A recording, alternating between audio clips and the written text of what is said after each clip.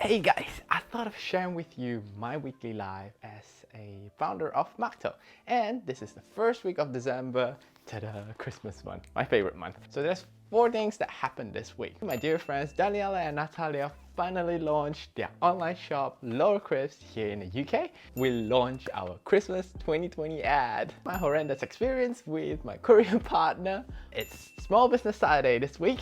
So let's talk about our friends Loro Crisps. They actually make tasty plantain chips. Plantain is somewhat like a banana, but it's a lot more starchy, if I remember that right.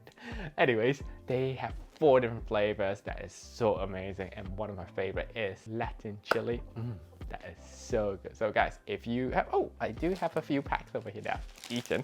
So they look really beautiful and colorful. So if you ever had a chance, go order this from them. And Loro Crisps will be one of the guests in our Facebook Live Christmas Bonanza happening very soon. Another thing that happened was we launched our 2020 Christmas ad. That ad actually took me quite a while. It took me 6 hours to set up the lightings, and then right after that, another 2 hours to actually film it. It was quite a long process, though it was such a short video. It was only 35 seconds if I remember right. This video is actually based on a true story. It's actually about my dad, who is now stuck in Indonesia for work, and he hasn't seen any of us for the past year because of the pandemic. He couldn't travel back, and even if he were to travel back for Christmas, he'll have to stay in quarantine for about 14 days, and by the time the quarantine finishes, then he'll have to fly back to Indonesia for work again. So that's why he'll be celebrating Christmas alone in Indonesia. So if you haven't watched that video, make sure you click the link down below and go check it out.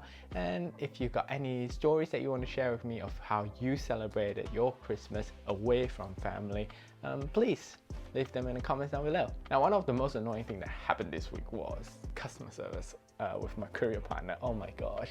Now recently they have been losing and damaging our parcels, so I have to be the one chasing them up, which isn't great because our customers will be wondering where's the parcel, and then it's still up to us to actually find that out and potentially make a loss by issuing a refund or a replacement. So one of my customers ordered our tasty little bundle to be delivered to their house. Unfortunately, that parcel went to another house down the street. So we got in touch with our courier partner and told them that you've delivered to the wrong address. Could you just pick it up and please send it to the right address? And unfortunately, they always say, yes, we'll do that. Yes, we'll do that. And we spoke on the phone for more than 7 to 8 times regarding this issue. Till today, that parcel hasn't been moved. And dealing with a courier partner that failed to provide a good service is just annoying, really annoying, yeah. And it's Small Business Saturday UK this weekend. There's a hashtag for it, that's SmallBizSat UK. So if you're going to be shopping or supporting any of the local businesses, make sure you use that hashtag. So Small Business Saturday UK is actually a time to celebrate amazing things about small businesses. It's hard work, but it's a lot of fun. You learn so much from running a small business. So of course, one day I want Mak Tok to be a multi-million-pound business across the entire world. But for now, I am actually enjoying my little small company. One of the reasons is that I get to be really close with my customers and create really meaningful conversations. Like sometimes my customers will just ask me, hey Will, how do I make this dish to make it tastier? So I'll just say, add a bit of lime or lemon or even coriander, something like that. And we even talk about like, where is the best place to have food in Sheffield, or where's the best place to visit in Malaysia. I love those kind of questions because it allows me to showcase my extensive knowledge of my country, though sometimes I think I'm lacking on that a little. Now, as a small business owner, whether you're a chili paste producer or you are a crafter or a freelance marketing person, then you're probably, somebody is going to ask you is, why is your product or service so expensive? So I thought I'll share with you some of the reasons why artisan products tend to be slightly more expensive than your usual supermarket brands. First of all, our supply chain is really small. So the ingredients that we buy in tends to be smaller, as well as the batches that we make tends to be a lot smaller as well. And sometimes because our products are handmade, they require a bit more labor intensive processes. Unlike big companies like, say, AB World Foods, who manufacture for Blue Dragon as well as Patax, well, those companies have the capacity to make thousands and thousands, if not millions per week, and that significantly reduced the cost of manufacturing, and also their distribution is such a massive one. And also our customer base is so much smaller than a lot of big businesses most of the time, and because of that, it's sometimes quite difficult for us to negotiate a better rate in terms of like fulfillment rates. For example, like shipping or even packaging stuff, we need to buy them in bulks, but where are we going to store them when our facility is such a small one? Number two, high quality ingredients tend to have a higher price tag as well. So I created Mak Tok because I identified one problem in the UK market, which is there is no authentic or tasty Malaysian chili paste as good as the one that my mom makes.